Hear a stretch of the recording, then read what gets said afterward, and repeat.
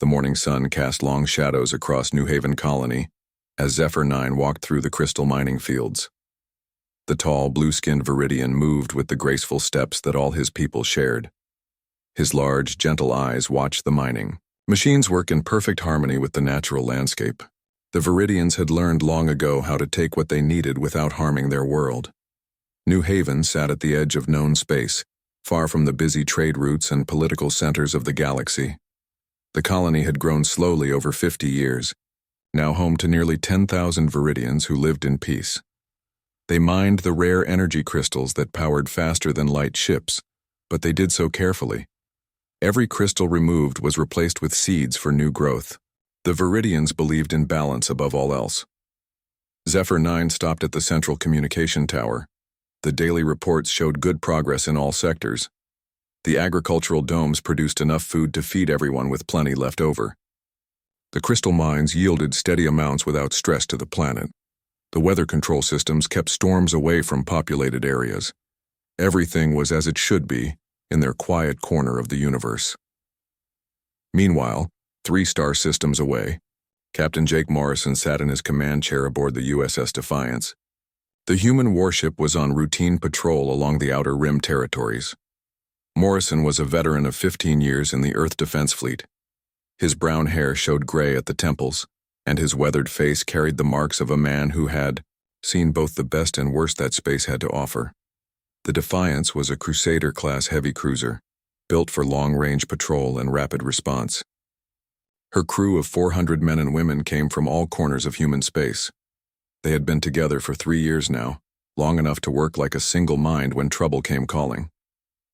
Lieutenant Sarah Bell looked up from her sensor station. The young woman had joined the crew 6 months ago, fresh from the academy. Her red hair was pulled back in regulation style, and her green eyes showed the sharp focus that had made her top of her class. "Captain, I'm picking up something strange." "On the long-range sensors," Sarah said. Her voice carried a note of concern that made Morrison pay attention. "What kind of strange, Lieutenant?" Morrison asked. "It's a distress signal, but it's very weak. The computer is having trouble cleaning it up." Sarah worked her controls with quick, sure movements. "It seems to be coming from the New Haven system." Morrison frowned. New Haven was known to the Earth Defense Fleet, but only as a small mining colony run by peaceful aliens. The Viridians had no enemies that anyone knew of. They traded fairly with all species and had never been involved in any conflicts. "Can you make out what they're saying?" Morrison asked.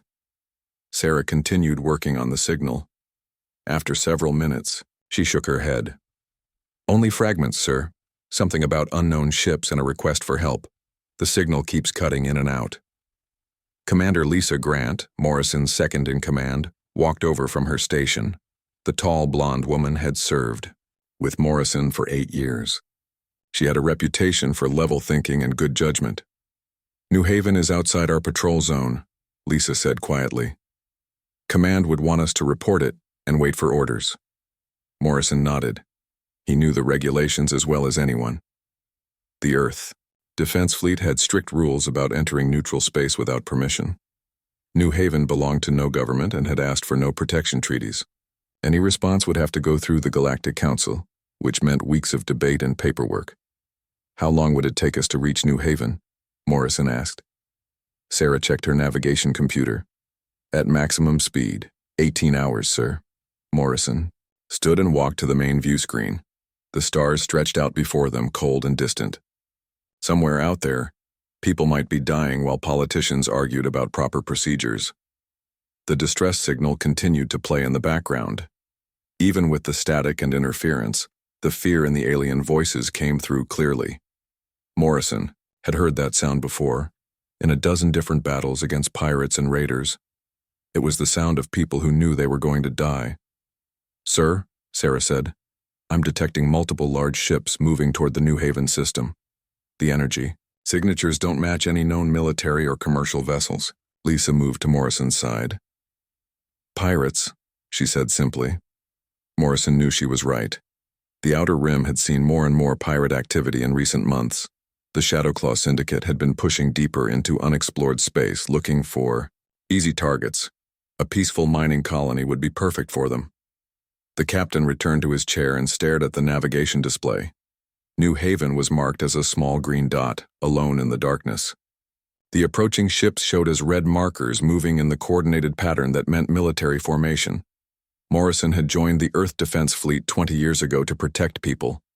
Not just humans, but anyone who needed help against those who would do harm. The oath he had taken said nothing about borders or political boundaries. It spoke only of duty and honor. Lieutenant Bell, how many ships are heading for New Haven? Morrison asked. Sensors show 12 large vessels, sir. They'll reach the colony in about 20 hours. Morrison did quick math in his head. If the Defiance left now, they would arrive just as the attackers did. There would be no time to call for backup, no time to wait for orders from command. It would be one human ship against 12 pirate vessels. The bridge crew waited in silence. They all knew what the captain was thinking. They had served with him long enough to understand his nature. Morrison would not stand by and watch innocent people die regardless of the consequences to his career. Commander Grant, set course for New Haven. Maximum speed, Morrison said. Yes, sir. Lisa replied without hesitation. The USS Defiance turned away from her assigned patrol route and headed into the darkness. Behind them, the distress signal continued to fade as the colony's power systems began to fail. Ahead lay unknown dangers, and the possibility that help would arrive too late. Morrison settled back in his command chair as the ship jumped to faster-than-light speed. He had made his choice. Now he could only hope it would be enough to save the people of New Haven from whatever was coming for them in the cold emptiness of space. The space around New Haven erupted in flashes of twisted light as 12 ships dropped out of faster-than-light travel. The vessels were dark and angular, their hulls covered with weapons and armor plating that had been added over years of raiding. These were not military ships but converted freighters and mining vessels, turned into instruments of war by the Shadowclaw Syndicate. Warlord Krax stood on the bridge of his flagship, the Bloodfang. The massive alien was nearly 8 feet tall, his body covered in the dark scales that gave his species their name. Red eyes glowed in his reptilian face as he watched New Haven grow larger on his view screen. The peaceful colony would make an excellent target for his fleet. Scan the system, Krax ordered his crew. I want to know about every ship, every weapon, every way they might try to run. His sensor operator, a thin creature with 4 arms, worked quickly at his station. The colony has no warships, Lord Krax, only cargo vessels and mining equipment. Their defensive screens are very weak. Krax smiled, showing rows of sharp teeth. Perfect. Open communications with the colony. On New Haven, Elder Kestra 7 received the incoming transmission in the colony's main control center. The elderly Viridian's blue skin had grown pale with age, but his mind remained sharp. Around him, other colony leaders gathered to hear what the unknown ships wanted. The view screen filled with Krax's frightening image. When he spoke, his voice was like grinding metal. I am Warlord Krax of the Shadowclaw Syndicate. Your colony now belongs to me. Surrender immediately, and some of you may live to serve as slaves. Kestra 7 stepped forward, his voice calm, despite the fear that filled the room. We are a peaceful people. We have no quarrel with you. If you need supplies or fuel, we will gladly share what we have. Krax laughed, a sound like breaking glass. I need slaves to work my mines and crystals to power my ships. You will provide both whether you agree or not. The transmission ended. Within minutes, the first weapons fire began. The outermost mining stations exploded in balls of fire as Shadowclaw cannons tore them apart. The message was clear. Resistance would bring only death. 18 hours earlier, the USS Defiance raced through hyperspace toward New Haven. Captain Morrison stood in his ready room, studying intelligence reports about the Shadowclaw Syndicate. The pirates had grown bold in recent months, attacking colonies closer and closer to civilized space. Lieutenant Carl Foster, the ship's weapons officer, knocked on Morrison's door. The young man from Texas had served on the Defiance for 2 years. His skill with the ship's weapon systems was matched only by his loyalty to his captain. You wanted to see me, sir? Carl asked. Morrison gestured to a chair. I want your honest opinion, Lieutenant. 1 ship against 12 pirates. What are our chances? Carl thought for a moment before answering. The Shadowclaw ships are big, but they're not well maintained. Most of their weapons are stolen or salvaged. Our targeting systems are much better than theirs. But 12 against 1 is still bad odds, Morrison said. Yes, sir. But we have advantages they don't know about. Our stealth systems, our speed, and most important, our training. Pirates are used to fighting scared civilians, not military crews. Morrison nodded. The Defiance carried some of the most advanced technology in the Earth Defense Fleet. Her engines could push her faster than most ships her size. Her weapons could punch through armor that would stop conventional attacks. Most important, her crew had trained together until they could fight as one. Back at New Haven, the bombardment continued. Agricultural domes collapsed under weapons fire, sending clouds of dirt and debris into the air. The Viridians ran for underground shelters, carrying their children and what few possessions they could grab. Kestra 7 stood in the colony's command center, watching his life's work burn on the security monitors. New Haven had been built over decades of careful planning and hard work. Now it was being destroyed by creatures who cared nothing for what they were ruining. Elder, said his assistant, a young Viridian named Nova 3, perhaps we should consider their demands. If we surrender, some of our people might live. Kestra 7 shook his head. The Shadowclaw do not keep their word. Those they do not kill immediately will die slowly in their mining camps. We must hope that our distress signal reached someone who will help. The bombardment paused as Cracks prepared to send boarding parties to the surface. The Shadowclaw leader wanted live prisoners to sell in the slave markets of the Rim worlds. Dead colonists were worth nothing to him. On the Bloodfang's bridge, the sensor operator suddenly looked up from his station. Lord Cracks, I'm detecting a ship approaching the system. It just dropped out of hyperspace at the edge of sensor range. Cracks turned from his view of the burning colony. What kind of ship? It appears to be a human warship, my lord. Crusader-class heavy cruiser. Cracks spat on the deck. Humans. I have heard stories about their military, but I think they are just talk. One ship cannot stand against my entire fleet. He paused to think. Still, we should be careful. Send 3 ships to deal with them. The rest will continue the attack on the colony. The USS Defiance drifted slowly through the outer asteroid field that surrounded the New Haven system. Captain Morrison had ordered all non-essential systems shut down to reduce their sensor signature. The ship moved like a ghost among the floating rocks. Commander Lisa Grant stood beside Morrison on the darkened bridge. Emergency lighting cast, red shadows across the walls. The crew worked quietly at their stations, speaking in whispers when they had to communicate at all. Engineering reports ready for full power on your command, Lisa said softly. Morrison nodded. Through the view screen, he could see the glow of weapons fire around New Haven. The colony was under attack, just as they had feared. In the distance, the 12 Shadowclaw ships moved in loose formation around the helpless world. Lieutenant Sarah Bell looked up from her sensors. Sir, 3 of the enemy ships are changing course toward us. They'll be in weapons range in 10 minutes. Morrison smiled grimly. Cracks was making exactly the mistake he had hoped for. By splitting his forces, the Shadowclaw leader had given the Defiance a chance to even the odds. All stop, Morrison ordered. Power down engines completely. Let them come to us. The 3 Shadowclaw ships approached the asteroid field with their weapons charging.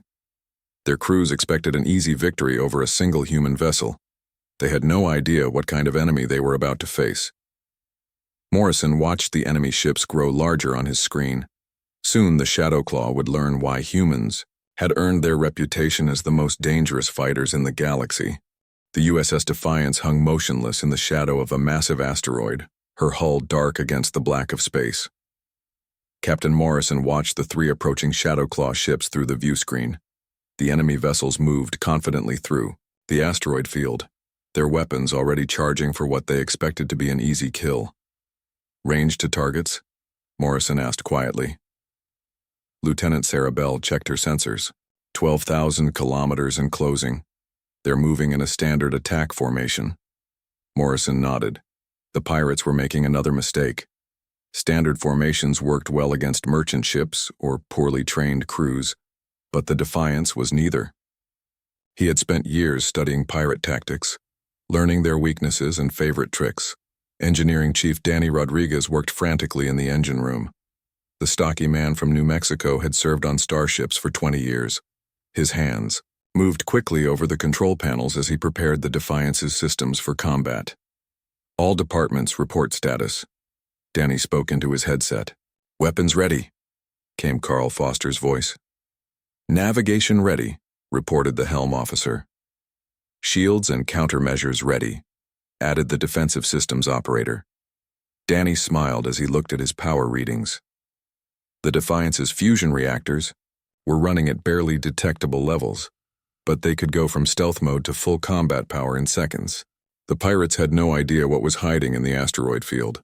On New Haven, the situation grew more desperate by the hour.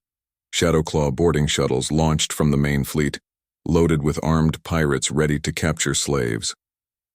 Elder Kestra 7 watched the approaching ships from his underground command center. The colony's few security guards had gathered in the main settlement. They carried only basic weapons meant for dealing with wild animals, not trained killers. The Viridians had lived in peace for so long that most had never seen real violence. Nova 3, Kestra 7's young assistant, worked at the communication station. I've lost contact with the outer settlements, she reported. The jamming from their ships is blocking everything. Kestra 7 placed a gentle hand on her shoulder. Continue trying. If there is help coming, they need to know where we are. The first Shadowclaw boarding shuttle touched down near the colony's main power station. 20 armed pirates poured out, their weapons ready for action. They expected to face only frightened civilians, but the Viridians had prepared what little defense they could manage. The colony's maintenance workers had set up barriers around the important buildings. They had no military training, but they knew their home better than any invader. The pirates found themselves moving through carefully planned obstacles and traps. Still, the outcome was never in doubt. The Viridians fought bravely, but their peaceful nature had not prepared them for war. One by one, their defensive positions fell to superior numbers and firepower. In space, the 3 Shadowclaw ships closed to within weapons range of the asteroid field.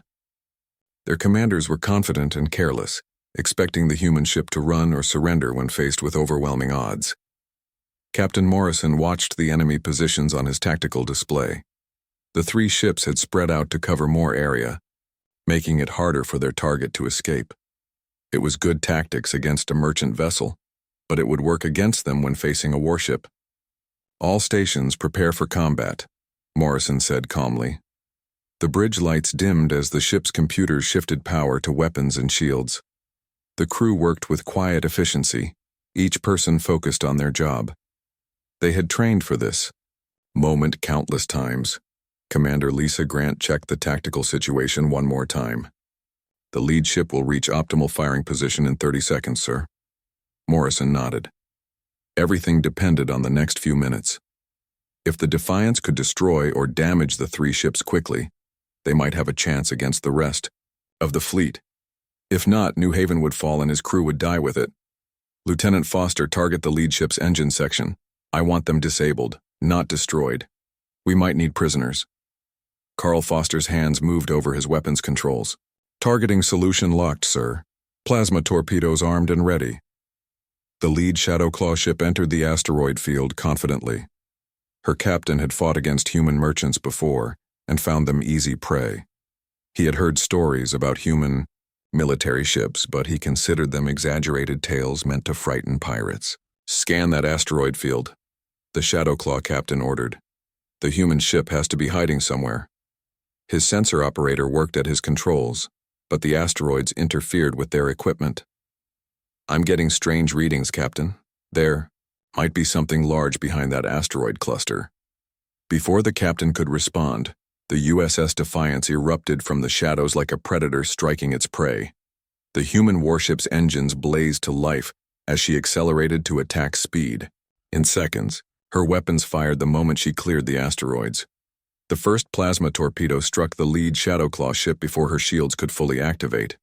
The explosion tore through her engine compartment, sending pieces of metal spinning into space. The ship went dark as her power systems failed.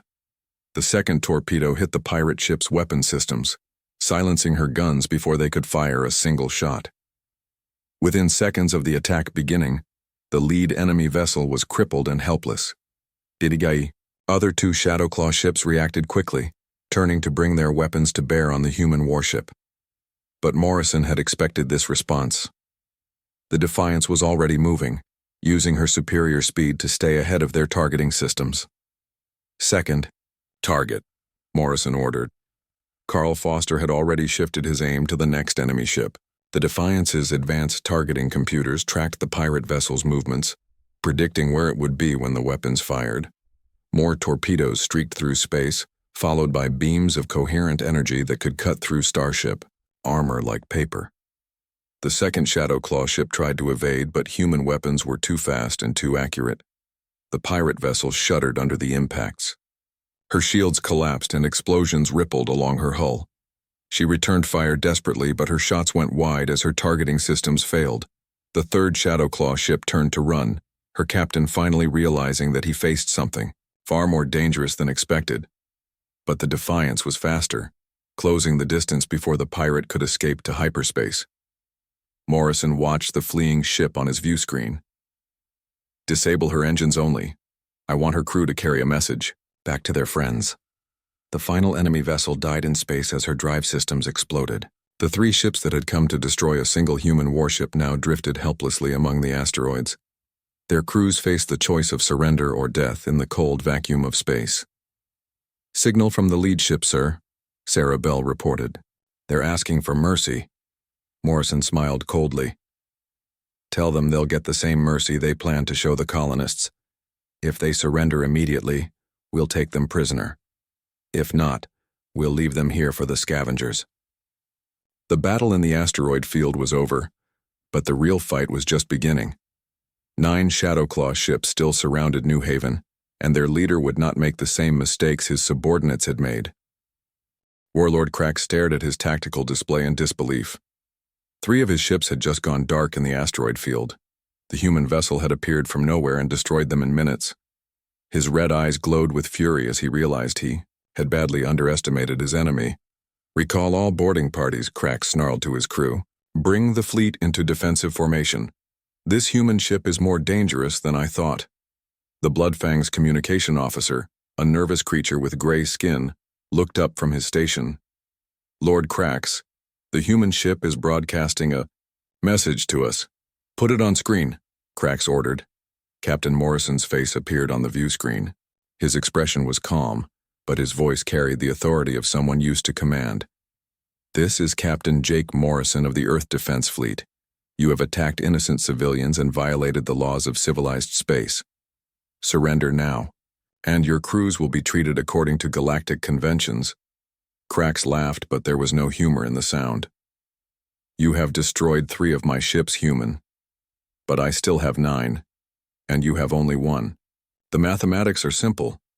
Morrison's expression did not change. The mathematics of war are never simple. You have 1 chance to withdraw peacefully. I suggest you take it. The transmission ended. Cracks turned to his crew with his teeth bared. Prepare all ships for battle. I want that human vessel destroyed, and I want its captain brought to me alive. The USS Defiance moved through space toward the main Shadowclaw fleet. Her hull showed scorch marks from the recent battle, but her weapons and engines remained fully functional. Captain Morrison sat in his command chair, studying the enemy formation on his tactical display. Commander Lisa Grant stood beside him, her face serious. 9 ships is still a lot, even for us. If they coordinate their attack properly, we could be in real trouble. Morrison nodded. That's why we won't give them the chance to coordinate. We're going to hit them fast and hard, then keep moving. Make them react to us instead of following their own plan. Lieutenant Carl Foster checked his weapons systems one more time.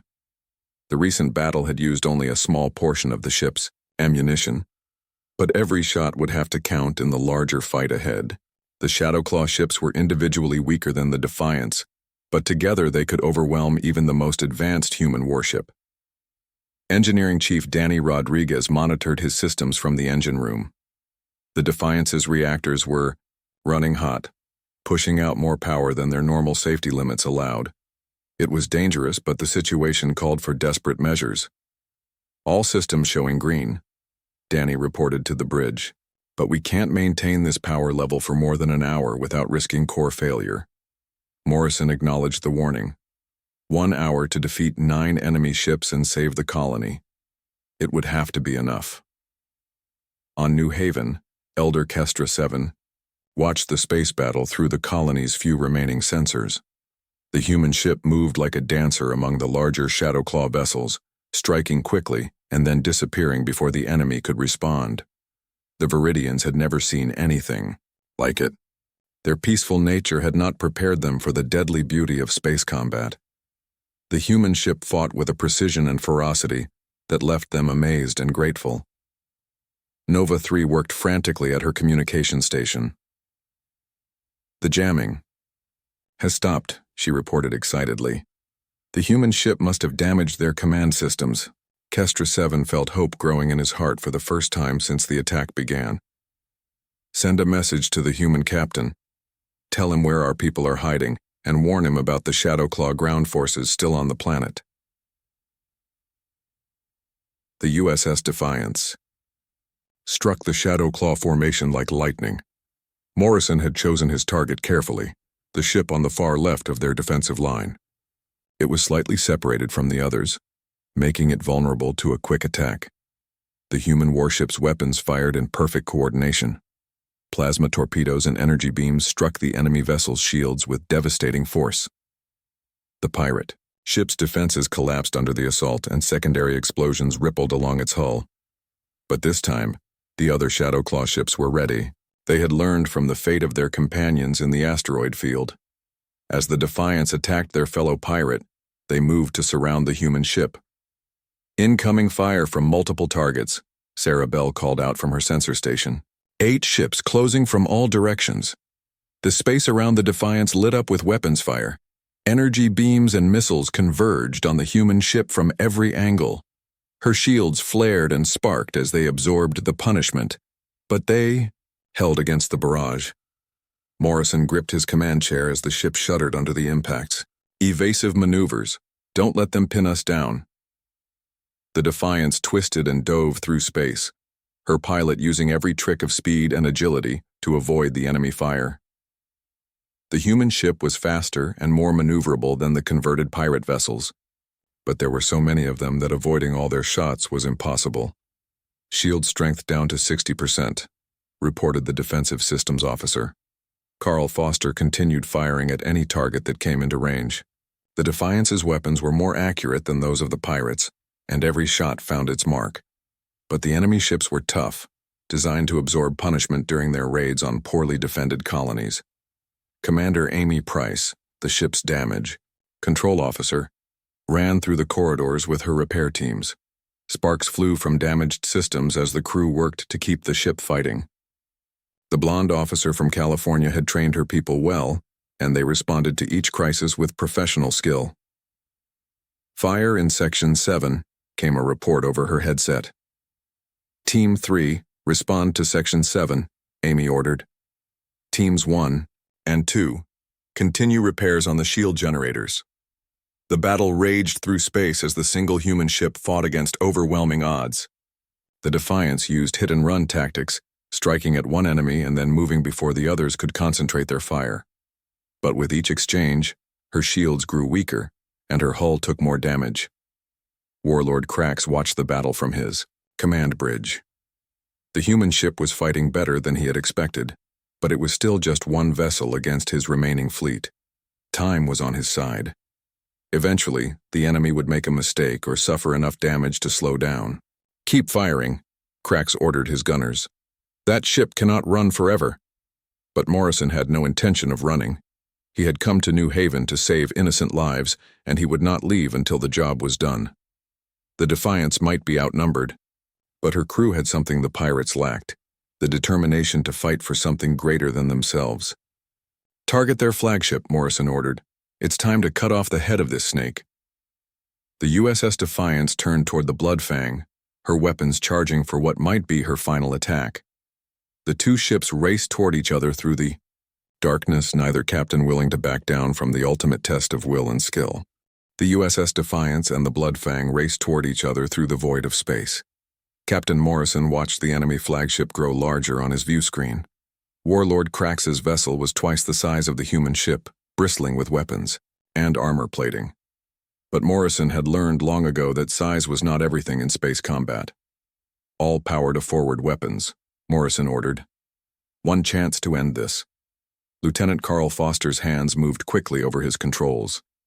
The Defiance's main guns charged to maximum power, drawing energy from every system that could spare it. The ship's lights dimmed as power flowed to the weapons arrays.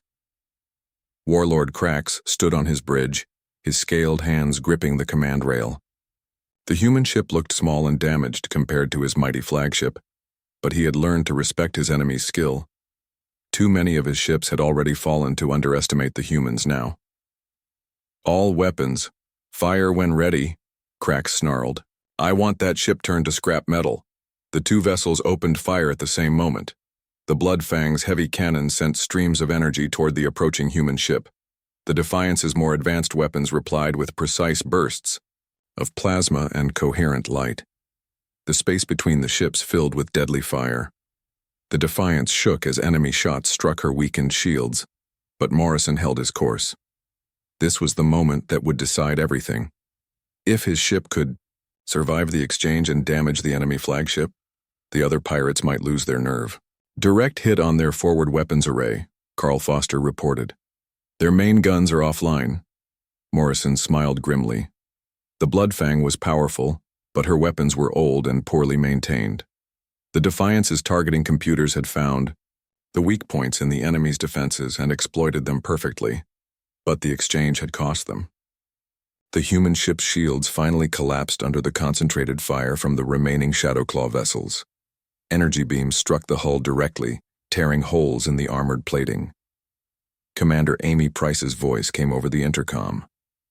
"Hull, breaches on decks 4 and 7. Emergency force fields in place, but we're losing atmosphere."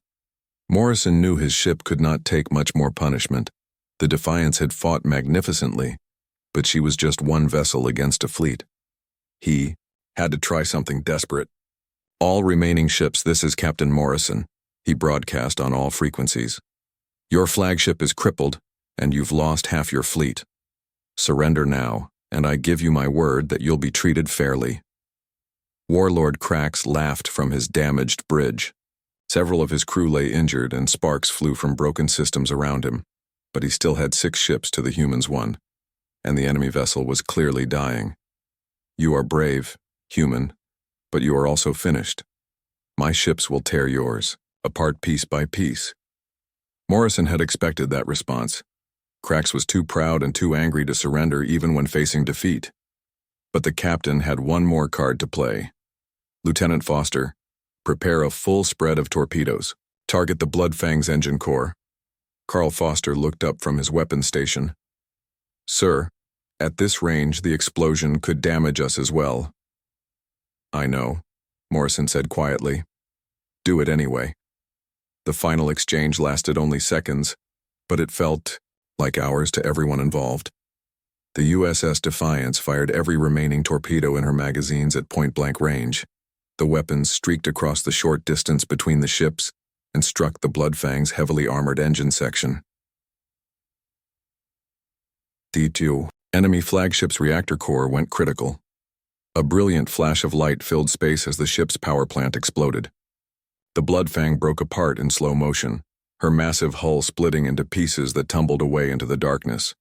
The explosion sent shockwaves through space that rocked both ships. The Defiance tumbled end over end, her systems failing, one by one as the electromagnetic pulse from the blast overloaded her circuits. On the surviving Shadowclaw ships, the crews watched in horror as their leader's vessel died. Warlord Crax was gone, along with most of his senior officers. The pirate fleet had no clear chain of command, and their morale collapsed with their flagship. One by one, the remaining enemy ships began to retreat.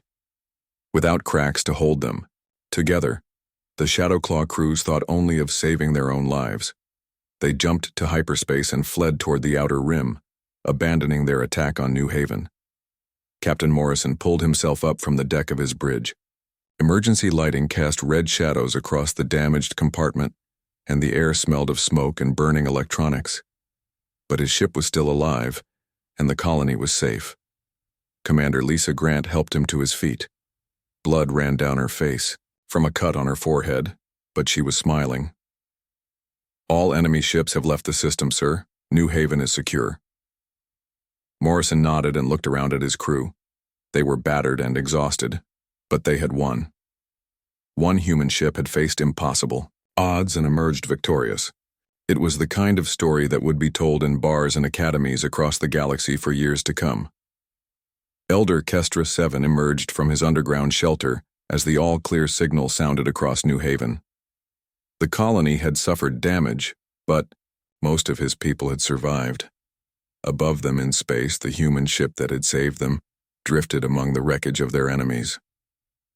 "Open a channel to the human captain," Kestra 7 ordered.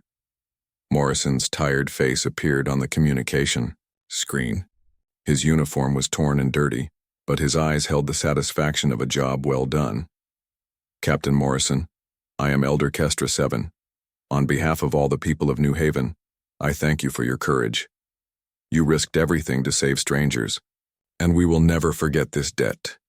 Morrison managed a weary smile. "No debt, Elder.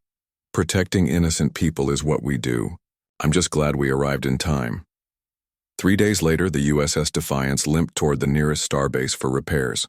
Her hull was scarred, and her systems were barely functional, but she had completed her mission. The crew worked around the clock to keep their ship running, proud of what they had accomplished. News of the battle spread quickly through the galactic communication networks. The story of one human ship defeating an entire pirate fleet captured the imagination of peaceful species everywhere.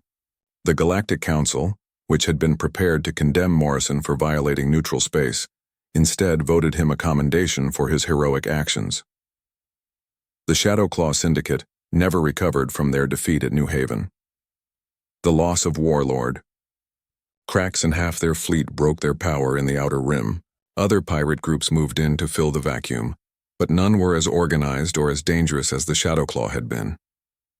Captain Morrison received new orders upon his return to Earth. The Defense Fleet was expanding its patrol zones to cover more of the Outer Rim territories. Ships like the Defiance would watch over the lonely colonies and trade routes, ready to respond when help was needed. New Haven rebuilt quickly with help from both the Earth government and other grateful worlds. The Viridians shared their agricultural knowledge with humanity, beginning a friendship that would last for generations. They also built a monument in their capital city, honoring the human crew that had saved them when no help was expected. Morrison stood on his bridge as the repaired Defiance left port for another patrol mission. The stars stretched out before them, cold and infinite. Somewhere in that vastness, other people might need the help that only humans seemed willing to provide. The captain settled into his command chair and gave the order to jump to hyperspace. The USS Defiance disappeared into the darkness, ready to emerge wherever courage and honor were needed most.